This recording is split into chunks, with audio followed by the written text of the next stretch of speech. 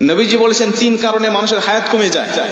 তিনটা আমল করলে, তিনটা বদ আমলে মানুষের হায়াত কমে যায়। দুনিয়ার জমিনে হায়াত কমে যায়, কমতে থাকে, হায়াতও কমে যায়, রিজিকও কমে যায়। বলতে পারেন হুজুর আমরা জানি হায়াত সীমাবদ্ধ, তাহলে হায়াত কেমনে কমে? নবীজি বলছেন, বুখারীর বর্ণনায় আবু হুরায়রা রাদিয়াল্লাহু তাআলা হাদিসে বর্ণনা করেছেন, মানুষের কিছু নেক আমলের কারণে হায়াতের মধ্যে আল্লাহ বরকত দান করে, আবার বদ আমলের কারণে আল্লাহ পাক মানুষের হায়াতের মধ্য থেকে বরকত ছিনিয়ে নেয়, ওই মানুষটা দ্রুত দুনিয়া থেকে বিদায় নিয়ে চলে যায়। হায়াত নির্ধারিত, রিজিকও নির্ধারিত, কিন্তু আল্লাহ পাক এর মধ্যে বরকত রেখে দেয়। একটা উদাহরণ দিয়ে ভালো বুঝবেন। হালাল পথে কেউ ইনকাম করে মাসে 10,000 টাকা, হারাম পথে কেউ ইনকাম করে মাসে 50,000 টাকা। এই হালাল পথের ইনকাম করা ব্যক্তি দেখবেন মাস শেষে খেয়ে দিয়ে আরো 2,000 টাকা ইনকাম করে সেখান থেকে সঞ্চয় করতে পারে। 50,000 টাকা যিনি হারাম পথে ইনকাম করে, মাস শেষে তাকে আরো 10,000 টাকা ঋণ করতে হয়। কথা কোন ঠিক কি না? তার মানে হালালের মধ্যে আল্লাহ বরকত রেখে দিয়েছেন, হারামের মধ্যে কোনো বরকত নেই।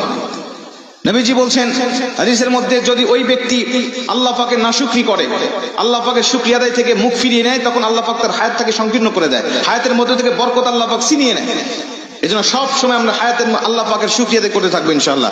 যে পজিশনে রেখেছি আমরা ওই পজিশন থেকে শুকরিয়া করব।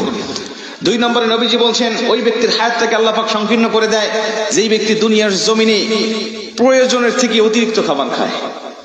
মানুষের রিজিক কিন্তু নির্ধারিত, আমরা জানি। রিজিক শেষ হয়ে যাবে, আপনার হায়াত ফুরিয়ে যাবে, আপনি দুনিয়া থেকে বিদায় নিয়ে চলে যাবেন।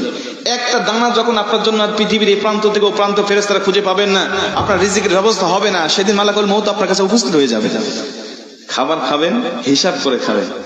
3 নম্বরে নবীজি সাল্লাল্লাহু আলাইহি ওয়াসাল্লাম বলছেন, ওই ব্যক্তির হায়াত আল্লাহ পাক ফুরিয়ে নেয়, কমিয়ে নেয়। ওই ব্যক্তিকে আল্লাহ পাক দ্রুত তার হায়াতের মধ্য থেকে বরকত আল্লাহ পাক ছিনিয়ে নেয়, যেই ব্যক্তি আত্মীয়তার সম্পর্ক ছিন্ন করে ফেলে।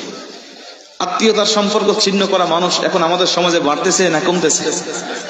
আমার হক আমার বোন পাবে, আমার বোন আমার বাবার থেকে হকটা নিয়ে চলে গেছে। আমি বুঝেছি আমার বোন কেন আমার হক নিয়ে চলে গেল, আমার ফুফু কেন হক নিয়ে চলে গেল। আমি তখন থেকে আমার বোনের সাথে ফুফুর সাথে আমি সম্পর্ক ছিন্ন করে ফেলেছি।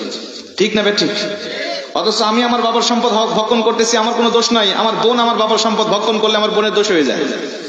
আমি আমার দাদার সম্পদ ভক্ষণ করতেছি, আমার কোনো দোষ নাই, কিন্তু আমার ফুফু আমার দাদার সম্পদ ভক্ষণ করলে আমার দোষ হয়ে যাবে, ফুফুর দোষ হয়ে যাবে। কথা বলেন ঠিক কি না? এই সম্পত্তির জের ধরে আজকে অধিকাংশ আত্মীয়দের সাথে আমাদের সম্পর্ক ছিন্ন হয়ে গেছে। আজকে আমাদের সম্পর্ক ভালো নাই। অথচ নবীজি বলছে, যেই ব্যক্তি আত্মীয়তার সম্পর্ক ছিন্ন করে, ওই ব্যক্তির জন্য জান্নাত একেবারে হারাম করে দেওয়া হয়েছে।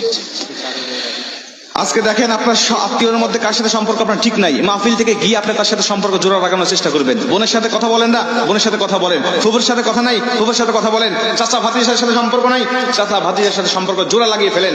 কসম করে বলছি, নবীজি বলছে, যারা আত্মীয়তার সম্পর্ককে রক্ষা করে, জোড়া লাগায়, আমি নবী আর ওই বান্দা একই জান্নাতে থাকবো।